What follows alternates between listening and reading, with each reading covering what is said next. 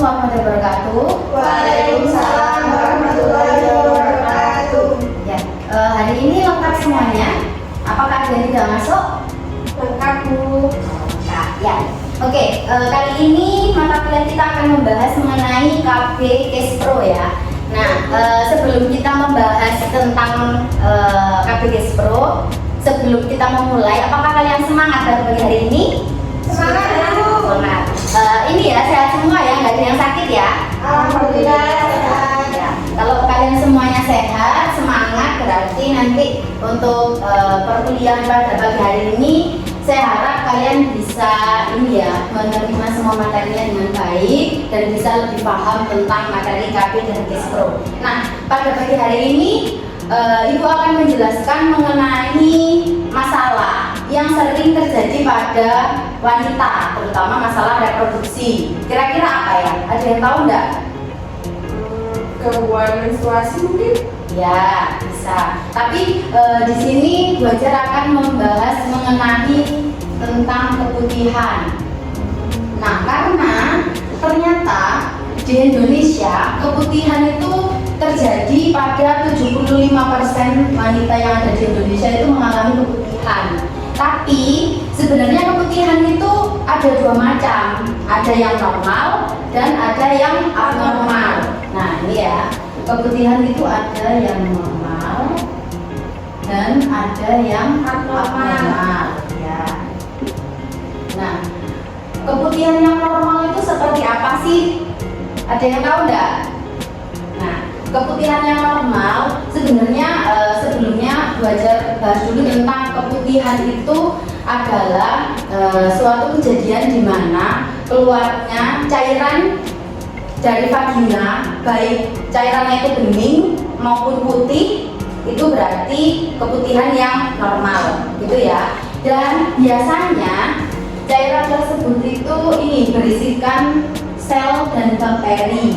Nah, keputihan ini kenapa kok normal? Karena keputihan itu merupakan proses yang dapat membantu untuk membersihkan dan melumasi area wanitaan serta membantu melawan bakteri jahat dan infeksi. Jadi sebagai inilah kayak pelindung gitu loh. Ketika ada bakteri yang masuk itu diluluhkan lewat keputihan tersebut. Nah, pada pagi hari ini Bu Hajar akan membagi kalian ke dalam beberapa kelompok ya. Jadi nanti Bu Hajar itu akan memberikan kasus mengenai keputihan, terutama keputihan yang abnormal ya. Nanti silakan kalian cari apa itu keputihan abnormal, penyebabnya apa, ciri-cirinya apa. Nah, ketika kalian sudah tahu ciri-ciri, terus penyebabnya apa, nanti saya harap kalian bisa melaksanakan penata laksanaan apa sih yang cocok digunakan untuk mengatasi keputihan yang abnormal pada wanita. Itu ya. Jadi nanti saya akan membagikan kalian lembar kerja yang berisi kasus tentang keputihan. Tolong nanti kalian diskusikan dengan kelompok kalian bagaimana cara penata laksanaan penanganan pada keputihan yang abnormal. Sebelum itu kalian juga harus paham definisinya apa, ciri-cirinya seperti apa, terus penyebabnya itu seperti apa, gitu ya. Ayo silakan sekarang langsung dibagi menjadi beberapa kelompok. Nanti yang satu kelompok terdiri dari 3 mahasiswa ya. Ya, silakan langsung dibentuk lingkar agar memudahkan kalian untuk berdiskusi.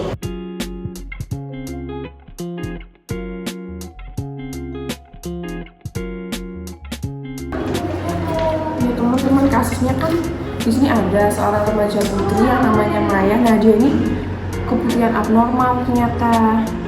Kan udah ada yang nemu belum apa sih keputihan abnormal itu? Kalau ini sih aku baca dari Kementerian Kesehatan, disebutkan kalau keputihan abnormal itu terjadi ketika cairan yang keluar dari vagina itu bau, terus warnanya nggak kayak biasanya. Tadi kan disebutkan sama Bu Hajar tuh, kalau yang normal kan putih bening biasa. Nah, di sini tuh ditulis kalau yang abnormal warnanya kuning kehijauan gitu. Atau mungkin kalian ada dapat pengertian lain? Ya seperti itu. Ini aku baca dari jurnal yang lain. Itu menurut jurnal riset kesehatan Poltekkes Depkes Bandung. Itu keputihan abnormal. Keluarnya cairan dari genitalia seorang wanita yang bukan darah. Nah itu menjadi abnormal, itu terjadi perubahan pada lendir vagina, itu warna, jumlah, bau, konsistensi. Terus kemudian dialami semua wanita dari semua golongan usia reproduksi sehat maupun usia tua, dan tidak mengenal tingkat pendidikan, ekonomi, dan sosial budaya. Gitu sih. Berarti bisa kita tarik sebuah kesimpulan ya dari pengertian yang kalian temukan. Kalau keputihan abnormal adalah perubahan pada warna lendir vagina, baik dari jumlah ataupun bau konsistennya. Dan floor albus yang abnormal dapat mengalami perubahan warna menjadi warna hijau, kuning, keabu-abuan, berbau amis dan busuk. Jumlah cairannya itu menjadi tambah banyak dan menimbulkan keluhan seperti gatal serta rasa terbakar pada daerah kemaluan. Oke, aku catat dulu ya pengertiannya tadi. Iya. Jadi perubahan pada warna, bau, jumlah cairan yang banyak, terus sama timbul rasa gatal dan apa tadi? Kayak kebakar gitu ya? Iya, daerah kemaluan. Oh ya, untuk faktor penyebabnya itu bisa dari kelelahan fisik. Itu kayak kondisi di mana yang dialami seorang perempuan itu akibat meningkatnya pengeluaran energi karena terlalu memaksakan tubuh untuk bekerja berlebihan dan menguras fisik. Nah, meningkatnya pengeluaran energi menekan sekresi hormon estrogen. Nah, menurunnya sekresi hormon ini tuh menyebabkan penurunan kadar glikogen. Glikogen itu digunakan oleh Lactobacillus Doederlin untuk metabolisme. Jadi sisa dari metabolisme ini itu asam laktat yang digunakan untuk menjaga keasaman vagina. Jadi asam laktat itu yang dihasilkan sedikit bakteri, jamur, dan parasit itu jadi mudah berkembang. Gimana kalau kamu lihat? Ya, jadi ini ada faktor lain juga ya teman-teman, yaitu yang pertama ada ketegangan psikis. Ketegangan psikis merupakan kondisi yang dialami seseorang akibat dari meningkatnya beban pikiran akibat dari kondisi yang tidak menyenangkan atau sulit diatasi. Meningkatnya beban pikiran memicu organ-organ tertentu termasuk vagina terhambat sehingga asam laktat yang dihasilkan berkurang. Berkurangnya asam laktat menyebabkan keasaman vagina berkurang sehingga bakteri, jamur, dan parasit penyebab keputihan mudah berkembang. Yang kedua, ada kebersihan diri, merupakan suatu tindakan kesehatan untuk kesejahteraan fisik atau psikis. Keputihan floor albus yang abnormal banyak dipicu oleh cara wanita dalam menjaga kebersihan dirinya, terutama alat kelamin. Jadi berarti ada 3 ya ini faktornya. Yang pertama tadi kan adalah fisik, ini karena meningkatnya energi tadi, maka itu akan menekan sekresi hormon estrogen. Terus juga kalau misalnya asam laktatnya sedikit, jadi bakterinya lebih berkembang gitu kan. Iya, betul. Terus yang kedua ada ketegangan psikis, dimana kalau beban pikirannya orang itu semakin meningkat, nah itu yang memicu asam laktat sedikit, jadinya si bakterinya jadi berkembang lebih cepat tadi. Nah, sama yang terakhir kebersihan diri ya. Faktornya kan udah dapat semua nih. Terus kita sebagai remaja kan juga perlu tahu tuh cara mencegahnya atau mungkin pengobatannya kayak yang disuruh sama Bu Hajar tadi. Nah, kalian udah dapat belum sih caranya itu buat mencegah keputihan itu sendiri? Aku udah dapet nih, Bos. Jadi untuk cara mencegah keputihan menurut Mahaini itu ada tentang menjaga kebersihan alat kelamin. Jadi nanti itu kita membersihkan alat kelamin itu dari belakang ke depan, dapat meningkatkan resiko masuknya bakteri ke dalam vagina. Jadi masuknya kuman di dalam vagina itu menyebabkan infeksi sehingga dapat menyebabkan keputihan. Jadi untuk cara ceboknya itu yang benar dari depan ke belakang. Jadi kuman itu berada di anus, tidak masuk ke dalam vagina. Nah, yang kedua itu menjaga kebersihan pakaian dalam. Jadi pakaian dalam yang tidak disetrika, terus yang nggak pernah ganti kayak gitu.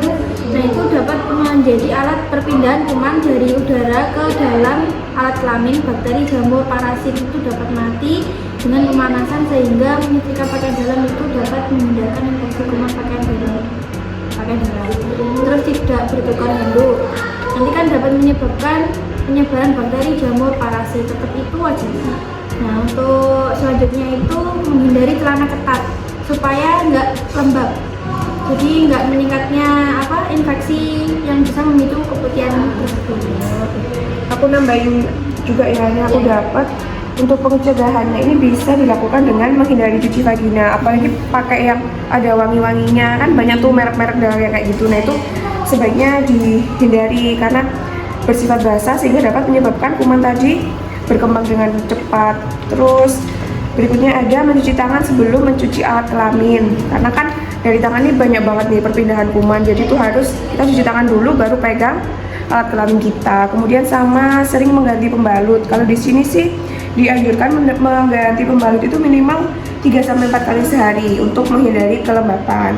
Sama yang terakhir mengelola stres sih, karena kan stres tadi dapat meningkatkan hormon adrenalin yang kemudian menyebabkan penyempitan pembuluh darah. Nah, pembuluh darah yang sempit inilah yang menyebabkan aliran estrogen ke vagina terhambat sehingga dengan menghindari stres dapat mengurangi keputihan. Gitu sih ya. Ini kan udah nih. Atau kamarnya ada tambahan mungkin? Udah ada, udah itu aja. Berarti yang kamu dapat sama kayak kita kan ya? Iya. Oke, tadi udah pencegahannya.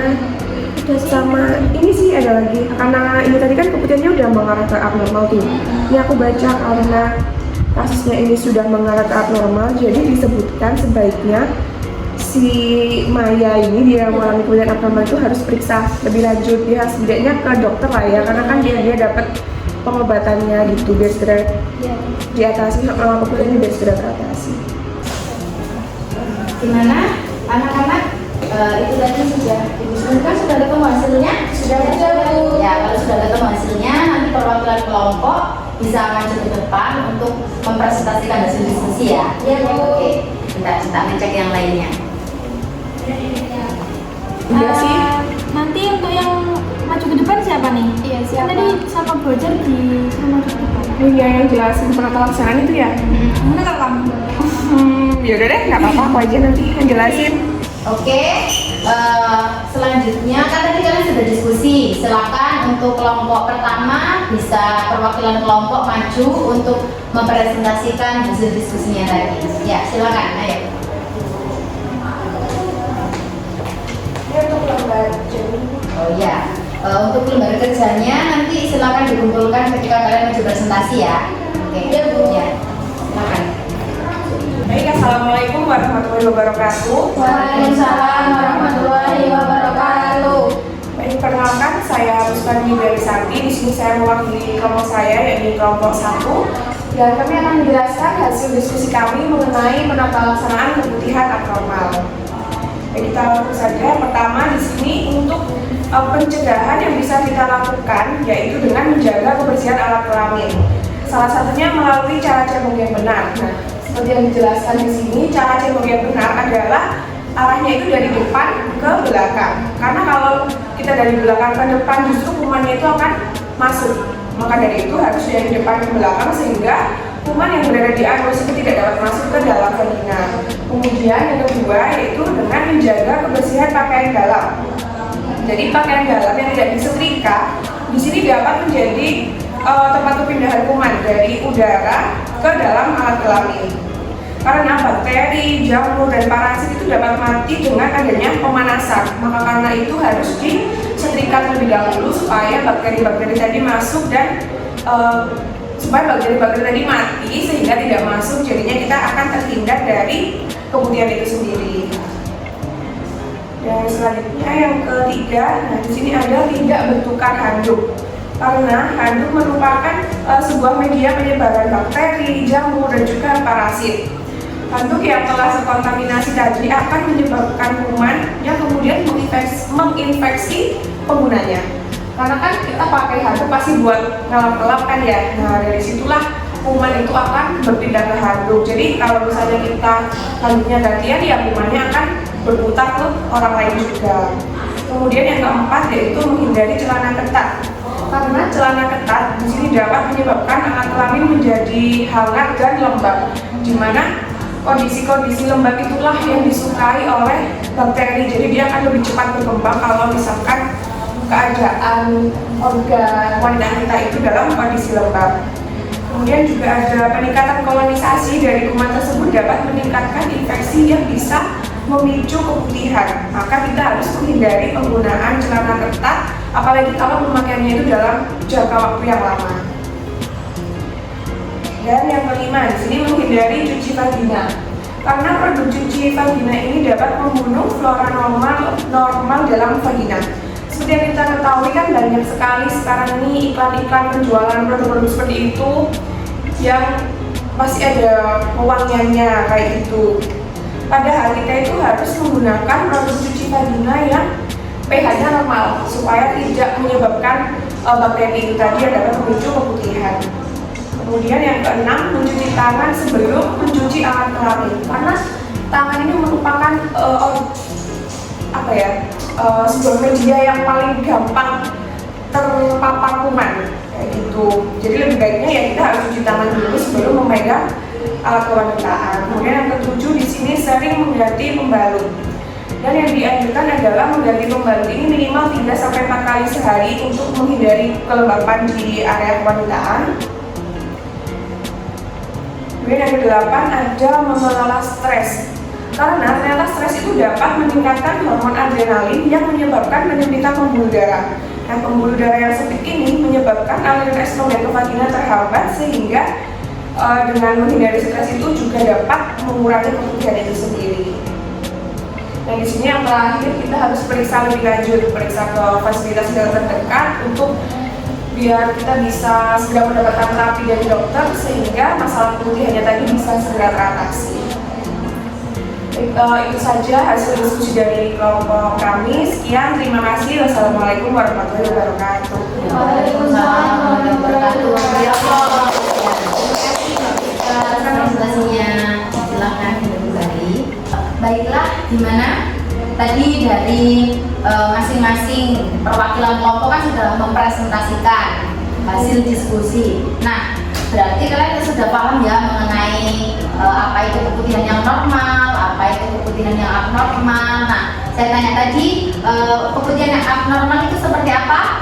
Keputihan yang berbau, warnanya berubah, dan menyebabkan rasa gatal. Nah, itu tadi kalau kita menemui kasus-kasus keputihan yang abnormal, penata laksananya tadi kan ada banyak. Salah satunya mungkin bisa disebutkan apa? Menjaga kebersihan alat kelamin. Nah, terus Menghindari pakaian ketat-ketat sama yang ketat. Mengelola stres. Ya, Tidak jadi bentuk kandung. tapi yang terpenting adalah kita kan sebagai bidan kita tidak boleh memberikan terapi ya. Jadi yang harus dilakukan adalah Menyarankan untuk periksa lebih lanjut Ke dokter. jadi ketika kita menemui dan melihat tanda-tanda pada seorang wanita itu mengalami keputihan yang abnormal, kita harus melakukan kolaborasi dengan dokter untuk penanganan lebih lanjut, karena kan kita tidak memiliki kewenangan untuk memberikan terapi, ya memberikan obat kita tidak ada kewenangan itu. Jadi sebagai bidan kita hanya mungkin bisa memberikan konseling seperti bagaimana sih tadi agar tidak terjadi keputihan kalian sampaikan, tapi untuk tindakan pemberian terapi obat kita harus kolaborasi dengan dokter. Nah, dari pembelajaran kita pada pagi hari ini kita tadi kan belajar dengan cara berdiskusi bersama. Nah, kira-kira kalian dengan metode pembelajaran seperti ini itu kalian lebih paham atau malah kalian itu merasa kesusahan? lebih paham. Lebih paham ya. Karena apa? Coba Mbak Eva. Karena ibu kita belajar menambah pengetahuan dengan cara satu-satu kasih jurnal, terus dari mana sumber-sumber. Berarti belajar dari kita itu mencari banyak referensi untuk disusun dalam melaksanakan penata laksanaan itu. Nah, sebenarnya metode yang kita kita pakai saat ini itu adalah metode problem solving namanya ya. Karena kalian saya beri kasus, terus kalian berusaha memecahkan masalah itu tersendiri, tapi pemecahan masalahnya dengan data. Maksudnya seandainya kalian tadi menyarankan untuk kolaborasi dengan dokter, itu kan sudah ada data yang mendukung tentang tersebut gitu loh dalam buku gitu ya. Jadi kalian nggak sembrono kayak oh itu tubuhnya seperti ini karena kalian persepsi kalian sendiri, tapi berdasarkan buku atau data yang sudah ada gitu ya. Mungkin itu saja dari saya, kurang lebihnya saya mohon maaf. Semoga pembelajaran pada pagi hari ini bermanfaat dan bisa kalian ingat terus dan nanti bisa kalian aplikasikan ketika kalian nanti menjadi seorang bidan. Mungkin itu saja, saya mohon maaf. Wassalamualaikum warahmatullahi wabarakatuh. Waalaikumsalam warahmatullahi wabarakatuh.